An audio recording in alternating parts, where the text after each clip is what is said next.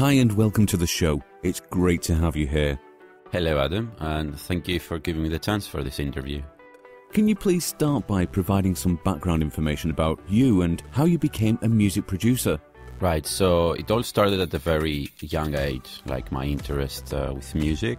But it was about when I was 15 years old that I started putting down some sounds and making some songs. Later on, during my studies in audio technology, I had the chance to learn how to use the equipment properly and all the theory behind it. And I also got the chance to record and produce many bands at the university. After that, I wasn't that active on pursuing that kind of career, but a few years ago, maybe 6 years ago, I started getting more involved with music production and I started getting the first chances. And here I am today. What sort of difficulties did you face when originally working as a DJ? And how different is life in the music industry now compared to back then? DJing, right. It's a huge misconception coming from the fans. They call me DJ and stuff like that. You're a great DJ. Well, DJing and music production is a totally different thing. There are a few DJs out there, especially in the EDM scene. There's one person doing everything, making some music and going out there in the clubs and playing that music. Now, I've DJed in my young years, like when I was 15, 17, 20, but I didn't really like that. I wanted to be down the stage and dancing to the songs, not really playing them, or of course making tracks and the songs. So getting back to the production, back then the main difference is there was no software to assist you in making music. So everything was done with hardware, and hardware is so expensive. So acquiring this hardware usually involved some friend that could have one piece of equipment, then getting another piece of equipment from another friend and trying to put something together. Eventually, the first software started coming out, and here we are today that everything is like there's incredible software out there to assist you output your creativity, your musical creativity. How did you get involved with Warner Music? What artists have you worked with and in what capacity? So Warner Music, that's Warner Music in Greece. I've worked with a few artists there. Either they're using my instrumentals or I'm doing the full production, like the mixing and the engineering, or I assist in making the new songs. Very often my name is not even there because if I feel I didn't have the full control over a song, I don't want to put my name in there. So, yeah. What made you decide to focus on Korean pop? I started getting interested in Korean pop about 6 to 7 years ago. So as many of other fans, I started with Japanese pop, exploring, a new, different culture through the music. What led me to Korean pop was that it was more compatible with the way I grew up. I mean, still very distant, but more compatible than the Japanese pop. Why do you think that K-pop has a more mainstream appeal when compared to something like J-pop, for example? Why I think K-pop is becoming bigger now internationally.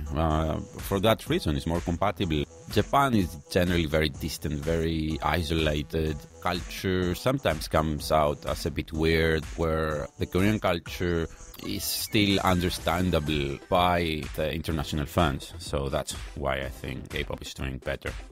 Were you surprised when contacted by Trophy Entertainment? So Trophy Entertainment wasn't that surprised because I've been working hard on getting my name out there, my sounds out there. So yeah, they contacted me. First we worked on Hypnotize for a couple of months, although just my remix is on the album. I also had a great part on the original. And then we recorded a few other songs which nobody ever heard. And then yeah, there is Waiting from Andamiro. The instrumental is made by me, and I worked a lot on the vocal directing and the recording of it. How did you feel when Andamiro's Waiting finally got released? Well, I learned so many stuff. Without that experience, I wouldn't be here today having my own company and claiming that I can produce my own artists.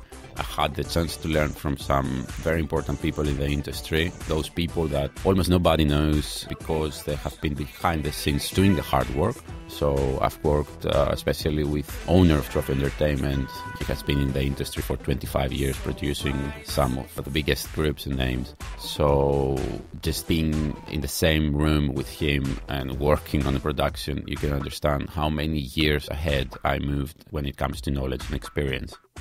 Will you be working with Andamiro again, or Trophy's other artist, Chi-Chi? Yeah, generally I'm active with Trophy Entertainment. We are in contact not only for their artists, but also my artists. It's the same people that give me the feedback as I'm a young owner of a new company. So I often seek for the feedback on what we're doing. And they often ask me, for new ideas, for new instrumentals, for new songs for their artists. When did you decide to take the next step and seek crowdfunding for your company? That was about 2 years ago when I was seeing that what I was trying to do was hitting, the maximum with the current equipment I had, and the fans wanted more, I wanted more, and I couldn't do it. So the only solution is to invest some funds. The only source for those funds would be from the fans. So that's when I did it. Were you pleased with the end result of the campaign, and has it allowed you to expand the way you originally planned? I was very pleased with the results of the campaign. We hit the target, $14,000. It allowed me to actually make this company. So before the funding campaign, I was just Jun trying to do his little old thing, doing these remixes, making an album. Right now, it's a company. We have a studio here, our artists, we do training, we do recordings, and we're preparing for debut.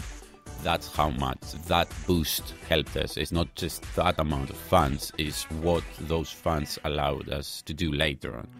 Are you still accepting donations via PayPal from fans for extra support? Right now we have the active patron campaign contribution, which is a never-ending crowdfunding campaign pretty much. And some people can pledge for each remix, like $1, $2. And every time we release a remix, we get an amount of money, which is very important because it's a constant source and we can pay our rent, our bills, and keep this company running. Can you tell us what the Silicone Princess project is? So Silicone Princess is the project. Back when I was June, I kind of promised through the funding campaign. So it would be an album with many, tracks I would make. But since then, many things have changed, especially the expectations, my personal expectations and the fans' expectations.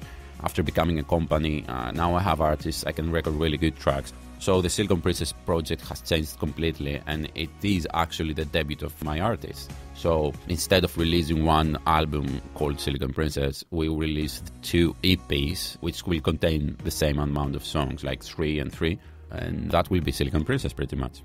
You recently revealed Rydia as the first female artist under your label. Can you tell us a little bit more about her, why she was chosen as your first key artist, and when you plan to release her first song?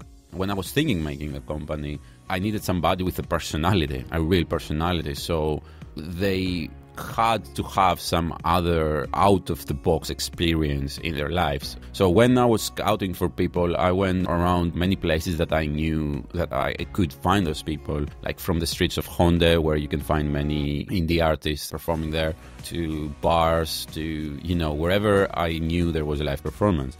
And through that, I found Rydia at the bar performing. I liked the chroma of your voice. We called her in for an audition, and she did really, really well. Her first song we're planning for late this summer to the beginning of autumn. How about HaNy, the artist that you recently revealed? Can you shed some light on her? During that period, we were looking for many people, and one of our friends actually suggested, why you don't look at HaNy? She's this Korean girl born and raised in Australia, and she has been out there in TV dramas. She got won singing competitions. She's doing really well there. So she was one of the artists we were looking at, actually. So we contacted her. We had some conversations with her, and she sent us some extra material, and we were really impressed by some stuff. Like her, she can do so many things. She can play so many instruments. She's actually a very good songwriter as well. Of course, she can speak Korean and English, which is one of our main points. So we brought her to Korea. So I came here, and it's pretty much something between, a first stage training and an audition. And throughout that stage, we found out how amazing she is. We were impressed every single day we were working with her. We were finding something new she can do really well. Her voice is so good, so powerful, out of the box. We believe her and Rydia, they're really a good start for us. We really gonna show what we wanted to show, like personally what I wanted for this global K-pop thing. I think they're here to deliver it. Thanks again for answering all these questions. It was great to have you on the show. Oh, thank you for having me here. Have a nice day.